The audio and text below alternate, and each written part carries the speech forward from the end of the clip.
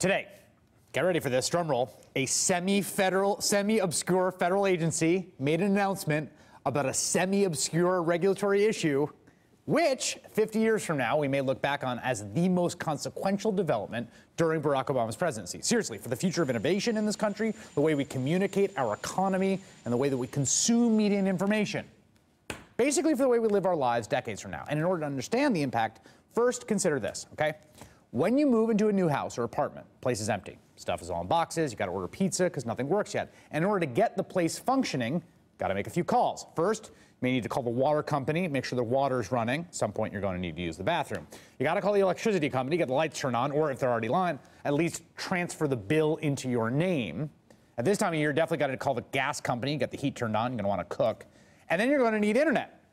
You may have had the experience, as I have, of sitting in an apartment you just moved into without internet, and it is maddening. It's like you don't even live there. I mean, what are you supposed to do? Talk to the people in your apartment? Here's the thing.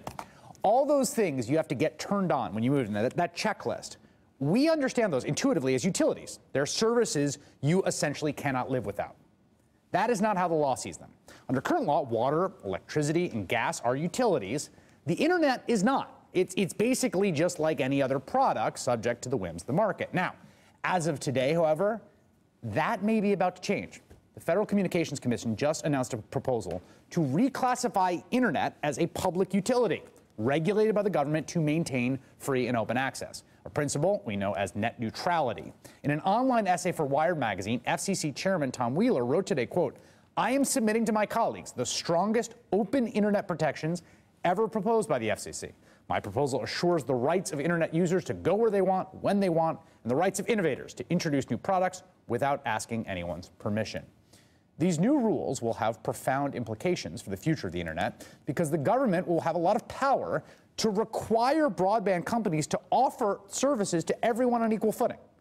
Perhaps even more remarkable is just how unlikely these rules seemed only a few months ago. Seriously, last May, 4 months after a federal court struck down previous net neutrality rules, the FCC voted to move forward with what was called an internet fast lane. Basically allowed broadband providers to charge a premium for faster service, effectively creating a two-tiered internet. And as John Oliver pointed out in a now legendary segment on his HBO show, the deck seemed to be pretty stacked in the broadband company's favor. I could show you the troublingly cozy relationship between cable companies and Washington in any number of ways. I could show you the president golfing with the CEO of Comcast, or saying at a fundraiser at a cable executive's house that he'd been there so many times, the only thing I haven't done in this house is have Seder dinner. But perhaps the most succinct way is this. The president has picked Tom Wheeler, a former top lobbyist for cable and wireless companies, to be the next chair of the Federal Communications Commission. Yes. The guy who used to run the cable industry's lobbying arm is now running the agency tasked with regulating it. That is the equivalent of needing a babysitter and hiring a dingo. He does a riff about the dingo, yet my baby is very funny. All right, so cue an outpouring of public support for net neutrality, opposition to the fast lane proposal, with a record 4 million comments posted to the FCC's website, actually crashing the page at one point over the summer.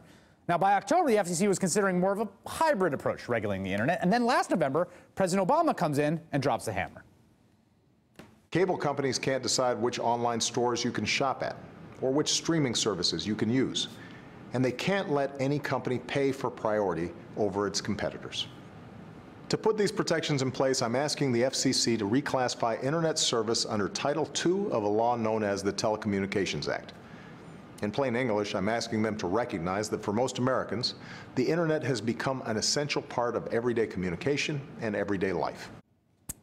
Joining me now, Susan Crawford, former Special Assistant to President Obama for Science, Technology, and Innovation Policy, author of Captive Audience, the Telecom Industry and Monopoly Power in the New Gilded Age. Great to have you here. Great to be here. All right, I should say, obviously, cable companies include my parent company, Comcast, who back in November when the president issued that statement, said they agreed with the goals but disagreed with the classifying this Title II classification. So first, let's start real basic. Why should I care? Like, why does this matter to me in terms of my consumer experience every day of the internet? Well, Chris, this is unleashing the regulatory ideal, which is providing opportunity for everybody. So you, as a consumer of internet access, should be able to access whatever you want, whenever you want.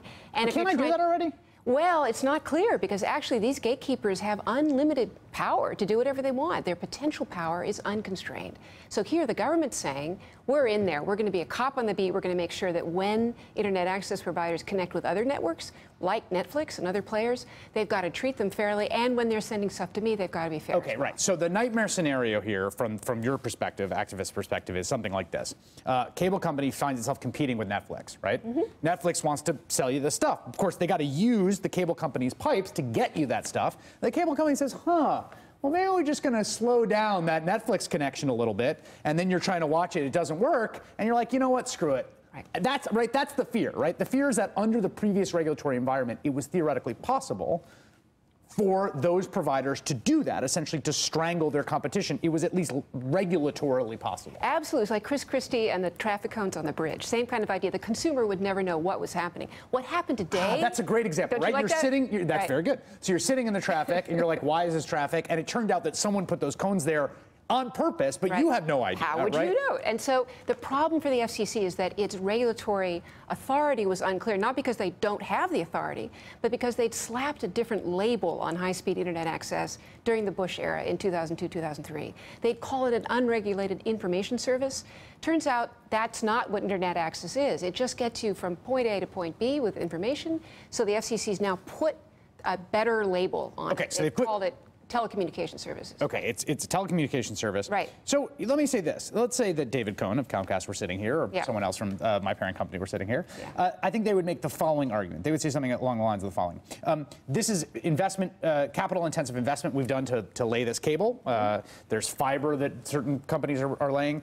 We need to be confident we're going to recoup that investment. You've now just squeezed off, right, our market incentive.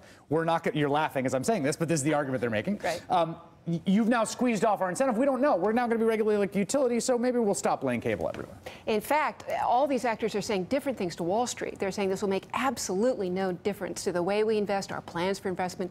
Verizon said that. Comcast said it.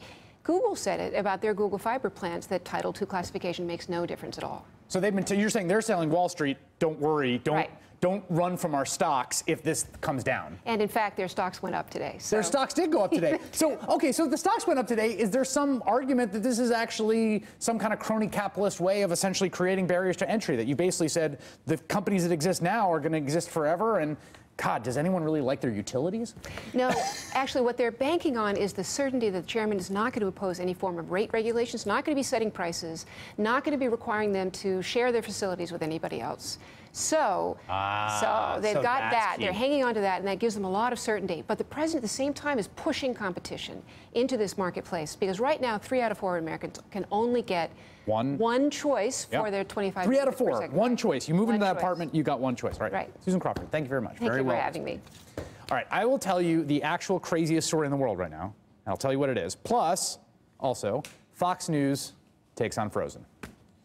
Are movies like the Disney smash hit about an ice queen and her sister empowering girls by turning our men into fools and villains?